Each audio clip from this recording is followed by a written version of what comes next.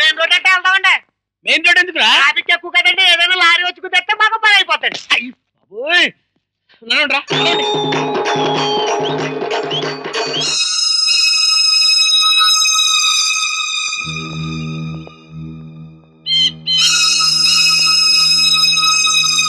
Hello Nanaji గారు.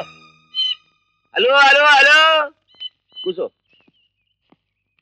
ఏమండి, మీరు నాకు చిన్న హెల్ప్ చేసి పెట్టారంటే మీరు ఏది అడిగితే అది ఇచ్చేస్తానండి. మ్యాటర్ ఏందో చెప్పు.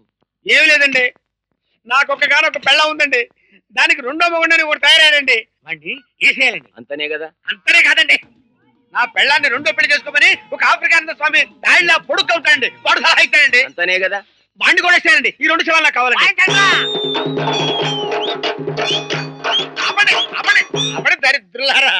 వీళ్ళంతా ఎవరు భయ్? ఆర్కెస్ట్రా మణిరత్నానికి ఏఆర్ రెహమాన్ దొరికినట్టు నా బతుకు ఇల్లు దొరికారు. శమన్న మాట ఇట్లా కొడతా ఉంటారు. ఆపండి, ఇదండి రిధము.